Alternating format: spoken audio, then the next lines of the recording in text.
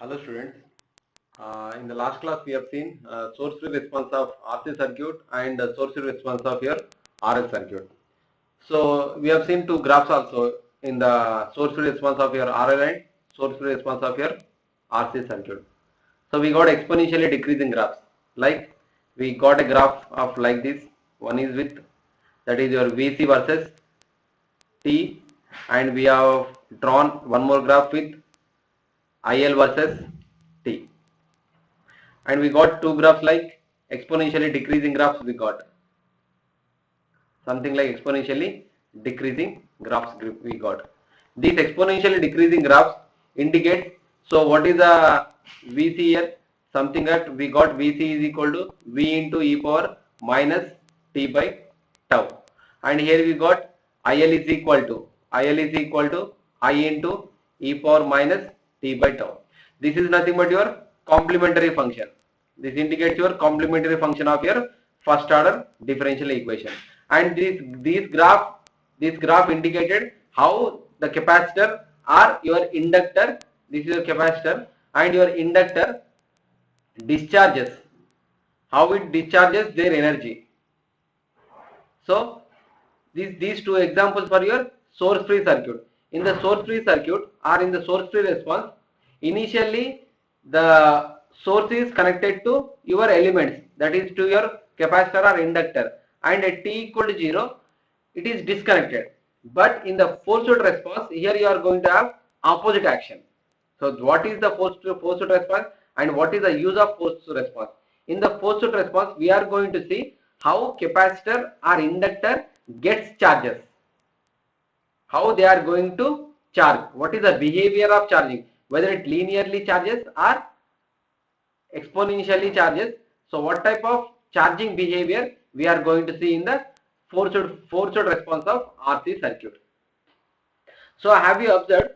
So in the source free response, initially the switch is closed. At t equal to 0, the switch is going to be disconnected from this R and C combination.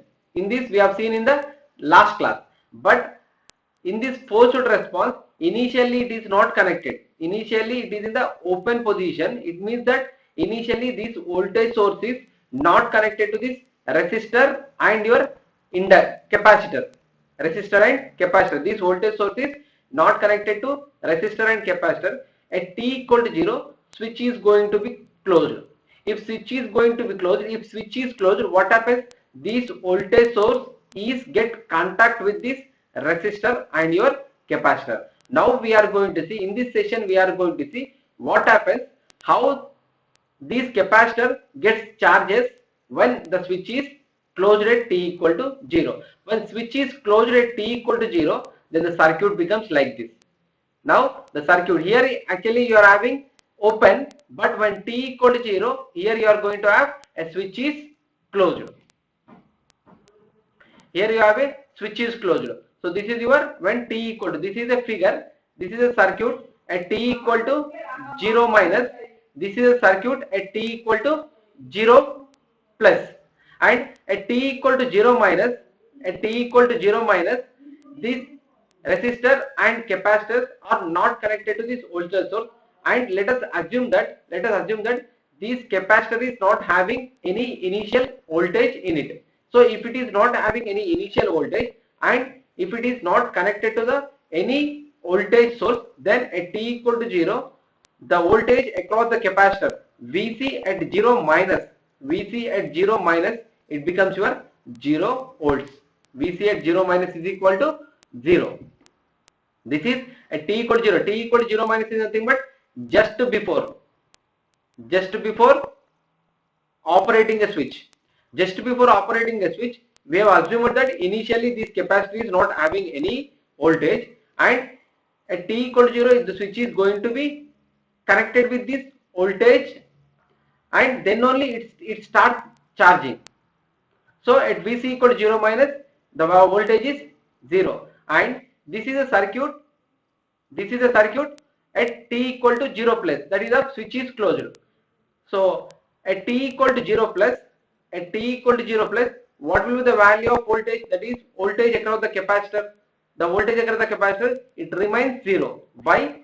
The capacitor does not allow any sudden changes in the voltage. Because at t equal to 0 minus, we are having 0 volts, and at t equal to 0 plus also, you are going to get only the 0 volts only, because the capacitor maintains same voltage at t equal to 0 minus and t equal to 0 plus. So this is the circuit when switch is closed, and by closing the switch, it is forming a closed circuit. Some current flows, some I current flows to this total circuit, and because of this I current, and here this voltage source is connected to this capacitor, capacitor starts charging. In the forced response, we are going to observe what we are going to observe. We are going to see how this capacitor voltage, this VC is nothing but your voltage across the capacitor. How this VC gets charges with respect to time. As time goes, how it is going to charge, whether the voltage across the capacitor is linearly increases or it exponentially increases or exponentially decreases. That behavior we are going to see here in forced response of RC series circuit. So here you can apply, here the current flowing through this circuit is I.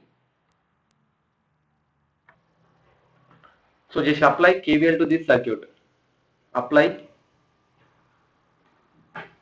By applying KVL to this circuit, apply KVL. By applying KVL, here you are going to get V is equal to I into R plus VC. This I is nothing but current flowing through the circuit. Here you are having R and C are in series. So whatever the current flows through this, the resistor of the same amount of current flows through this capacitor C. So here you can write IC is equal to, that is I is equal to IC. What is IC? IC is nothing but the volt, that is the current flowing through the capacitor. We have a IC is equal to C into dVc by dt. By using this equation,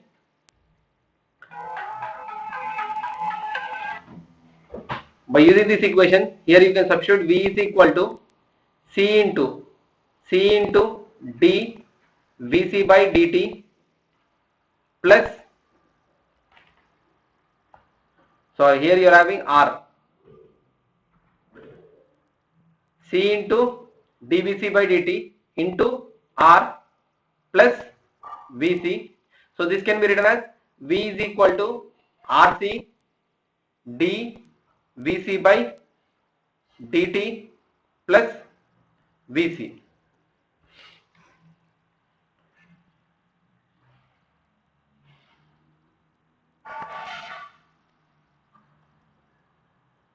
So from this we can write, if I take this RC common, here you are going to get dVc by dt plus 1 by RC, which is equal to V by RC. So we have a non-homogeneous linear differential equation. What is the form of non-homogeneous linear differential equation? That is dy by dt plus, sorry, here you have a Vc, 1 by RC into Vc. So P into Y, which is equal to Q. So if you compare this equation number 1 and equation number 2, in a place of Y, here you have a Vc. So Y is equal to Vc, and in a place of P, here you have 1 by RC. So P is equal to 1 by RC, and here you have a Q. Q is equal to V by RC. So have you observed the difference? In the last case, like when we have considered the source response, here we have 0. So here Y is equal to Vc, and P is equal to 1 by RC, and Q is equal to V by RC. So have you observed the difference? So while solving the source free responses, here we got 0, because this V is nothing but your source. So if there is no any source, how you are going to get this one? That's why we got 0. So that is your, because of getting this Q equal to 0, that becomes your homogeneous linear differential equation. And the solution of homogeneous linear differential equation contains only the complementary function. That's why we got complementary function. But this is your homogeneous non-homogeneous linear differential equation.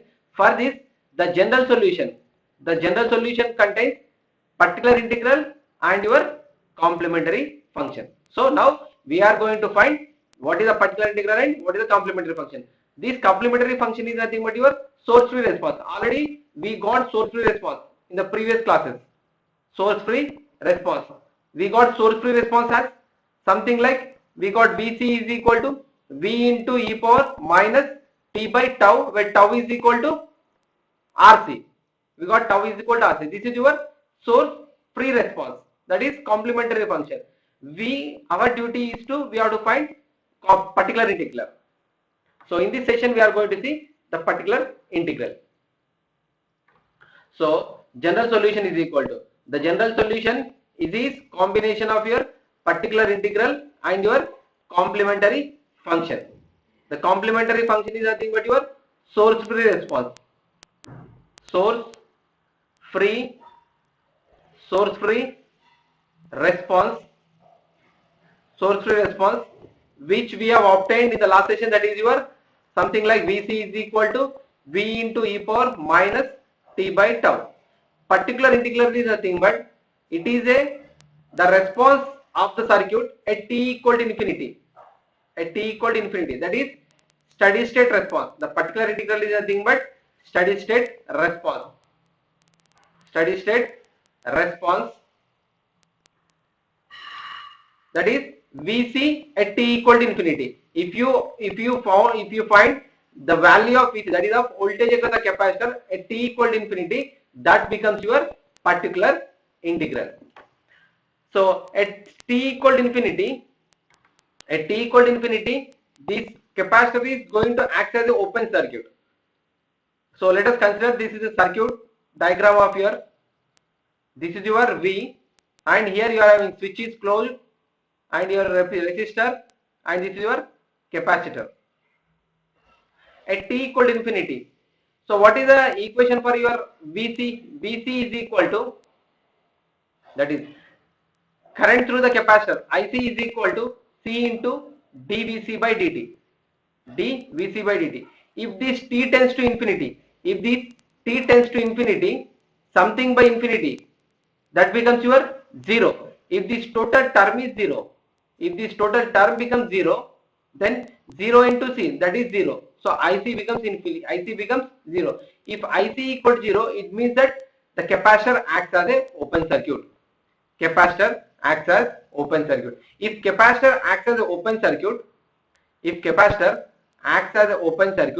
the circuit is of like this. This is your resistor, and here you are going to have a capacitor which is acting as a open circuit. If it is an open circuit, is there any current flows? Is there any movement of current? The applied voltage is V.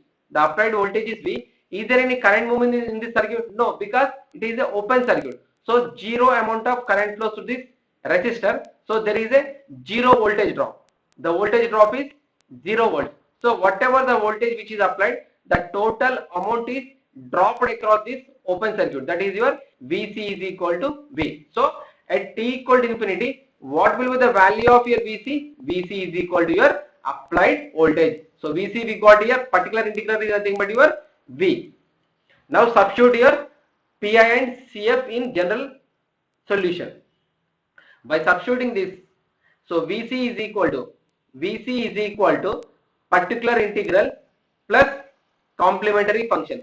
What is the value of particular integral? Particular integral is equal to V, and the complementary function is equal to a into this is general solution, a into e power minus t by tau.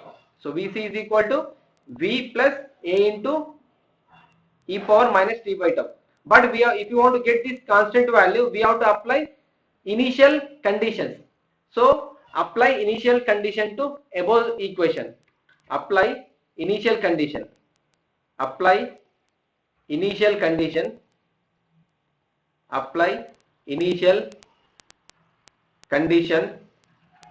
to above equation. That is, initial condition is nothing but t equal to 0 plus. So at t equal to 0 plus, Vc becomes Vc 0 plus. V plus A into e power minus 0 by tau. That is, this total is e power 0, which you are going to get Vc of 0 plus is equal to Vc 0 plus is equal to V plus A. But what is Vc 0 plus? The voltage across the capacitor just after closing the switch. Just after closing the switch, initially how will be the circuit of this? Our circuit is like this. This is our circuit diagram in forced response. This is circuit diagram of forced response, and this is a switch which is going to be closed at t equal to 0. At t equal to 0, it is going to be closed. This is your applied voltage, and this is your resistor, and this is your capacitor. So at t equal to 0, it is going to be closed. So at t equal to 0 minus, the switch is opened. At t equal to 0 plus, the switch is closed. This is your just before and just after. This is your just before, and this is your just after. Just after. So according to the behavior of your capacitor, the capacitor does not allow sudden changes in the voltages. Sudden change in the voltage. So what is the voltage? Initially we have assumed that there is no any voltage in this capacitor, and initially it is not connected to your voltage also. It is not connected to your input also. So at t equal to 0 minus, what is the value? So Vc of 0 minus is equal to 0 volts, and Vc of 0 plus also 0 volts, because the capacitor maintains same voltage at Vc 0 minus and Vc 0 plus. So that's why, what is the value of Vc 0 plus? Vc 0 plus is your 0. So substitute here. Vc 0 plus is equal to 0. So 0 is equal to V plus A. Then from this we can write, so A is equal to minus V. A is equal to minus V. Just substitute in this equation. So by substituting this constant value in this equation, this is your generalized equation you got for voltage across the capacitor. So this is your generalized equation. Vc is equal to V plus A into e power minus t by tau. We have obtained what is the value of A equal to minus V. Just substitute here.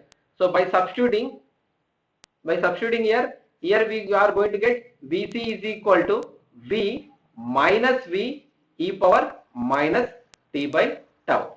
What is the value of tau? Tau is nothing but your RC. Tau is your RC, which is of your time constant. So with respect to the time constant, we are going to control your discharging or your charging behavior of your capacitor. So Vc is equal to, here you can write Vc is equal to V minus V into e power minus t by RC. So this is your voltage across the capacitor. Voltage across the capacitor, or this equation indicates the charging behavior of your capacitor. So let us draw the graph with respect to this equation. So let us draw the graph.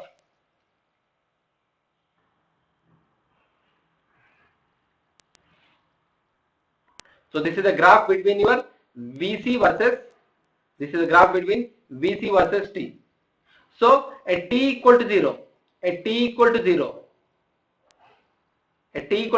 if I substitute t equal to 0, e power 0 is 1. Here you are going to get at t equal to 0,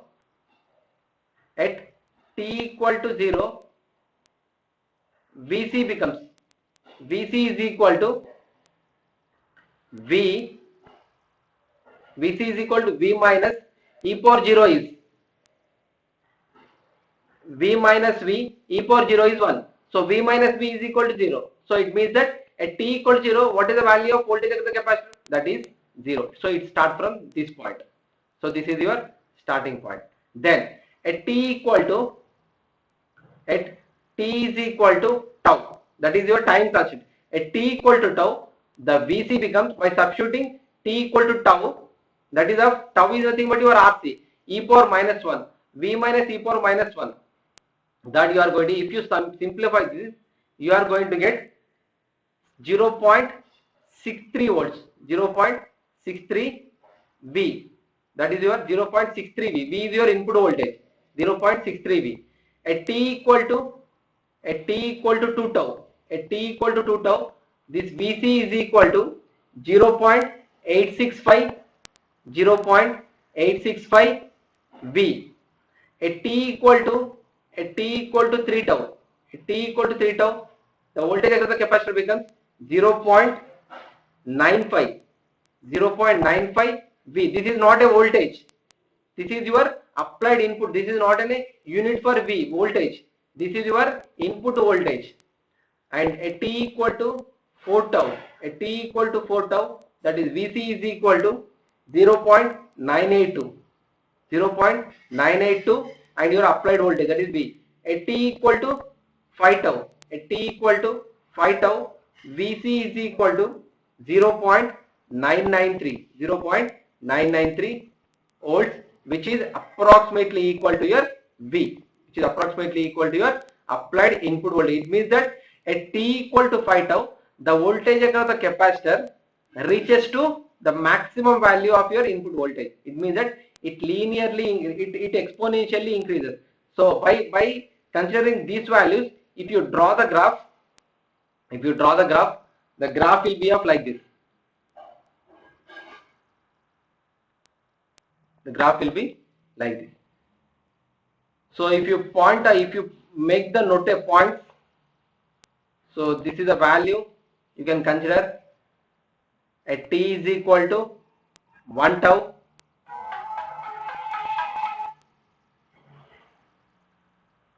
So this is your the maximum value, which is your V.